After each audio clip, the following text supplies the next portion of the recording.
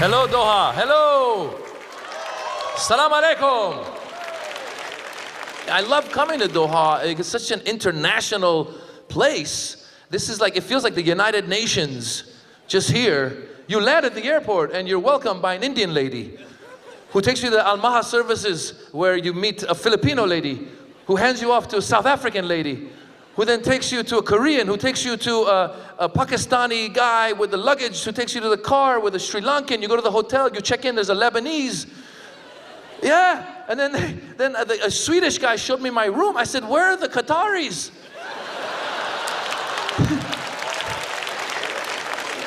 They said, no, it's too hot. They come out later. They're smart. They know.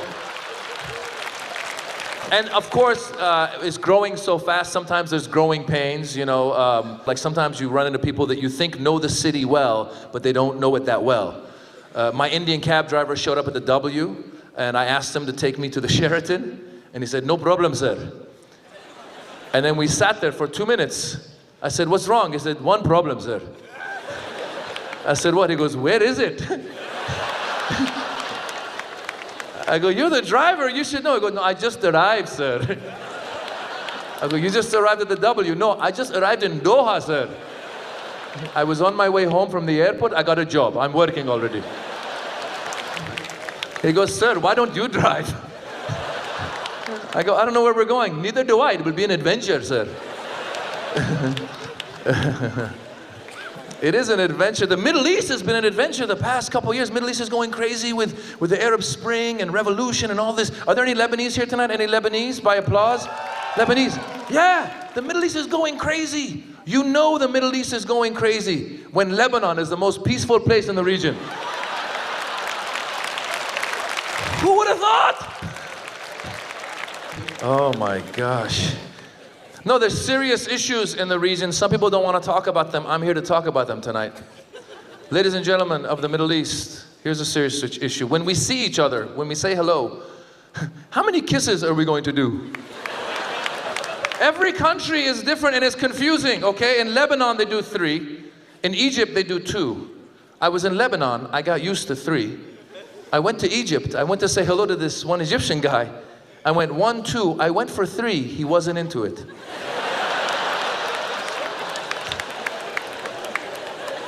I told him, I said, no, I was just in Lebanon. He goes, I don't care where you are, you stay where you are, please. You stay where you are. Habibi, you stay.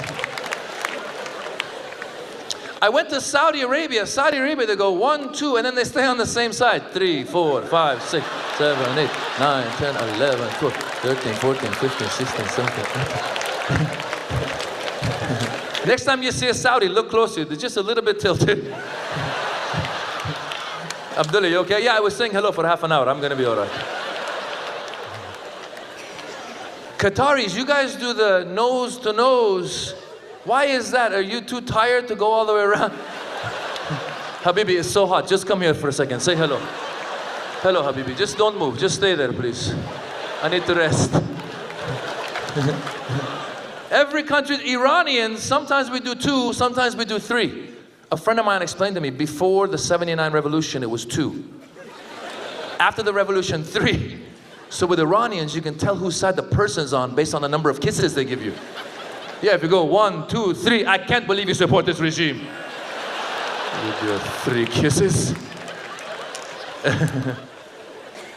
But no, guys, really, it is exciting to be here. And like I said, you guys are doing a lot culturally, you know, and it's amazing. And it helps change the image of the Middle East in the West.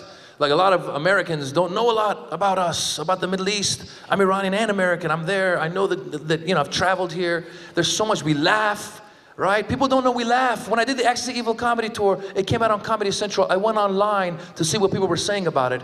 I ended up on a conservative website. One guy wrote another guy, said, I never knew these people laughed.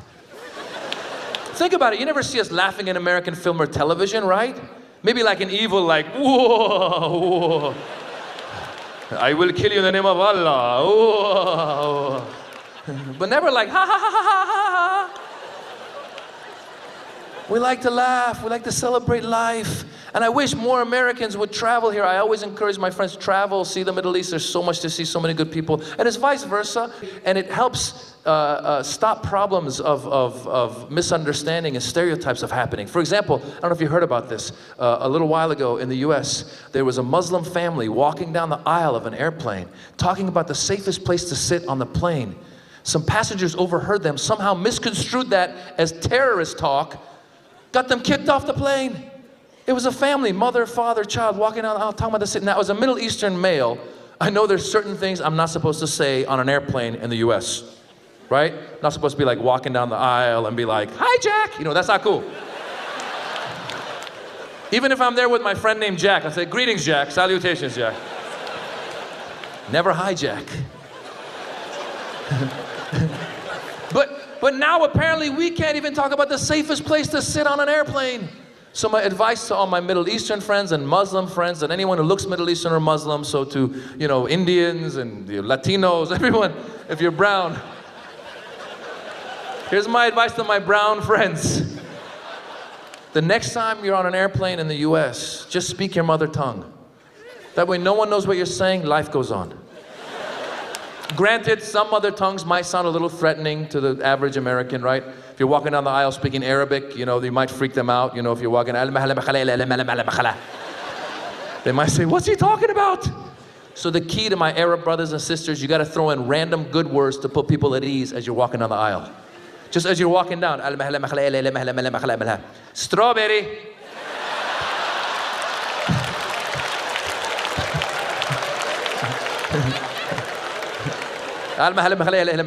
Rainbow. Tutti frutti. I think he's gonna hijack the plane with some ice cream. Thank you very much. Have a good night. Thank you, Ted. And it's been really hard to keep up with Trump because he says so much crazy shit all the time. It's been really hard. I swear to God, listen, I don't know if you remember, a little while ago he was doing a press conference, and I actually was watching. I felt sorry for him because he was doing the press conference. For no reason, he decided to volunteer some information. Nobody asked him. He just decided, by the way, I just want everyone to know that I won this election with the most electoral college votes since Ronald Reagan. And the reporter goes, "Sir, actually, Barack Obama had more electoral college votes than you did." And he goes, "Okay, fine, but I won with the most electoral college votes for a Republican since Ronald Reagan." And the reporter goes, "Sir, actually, George Bush Sr. had more electoral college votes than you did." He goes, "Okay, fine, well, I won with the most electoral college votes for a Republican in this election. Can we agree to that?"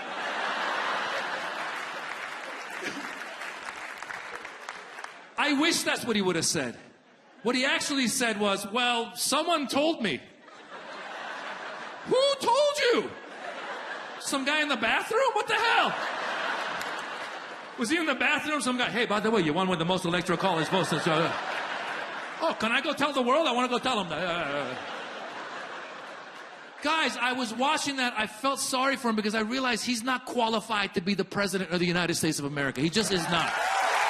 He is not. And listen, let me tell you something.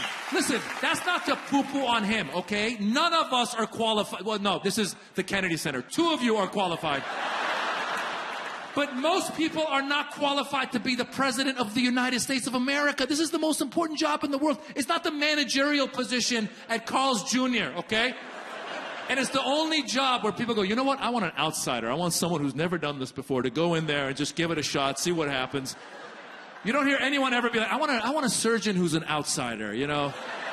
Someone who's never operated before.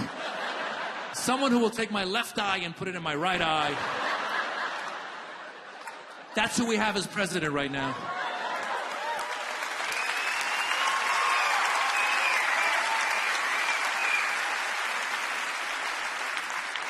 Just not qualified. I have a feeling when he had his first intelligence briefing, I could imagine him saying something like, "Wow, there's so many countries."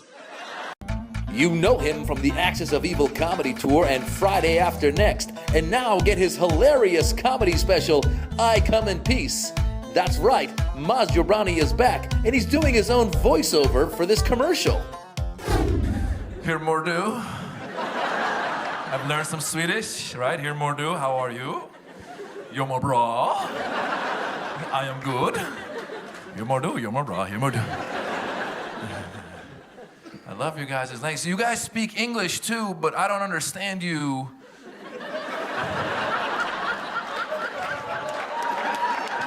You got a funny accent. The other day I go, hey, how are you, man? I'm good, thank you very much. Really, really good. There's an extra like, and you guys are tough, man. This cold, I don't know how you do it, because I live in LA where it's always warm. So yeah, okay, there you go. Somebody likes LA or warm weather. Which one were you cheering for? I don't know which one he was cheering for.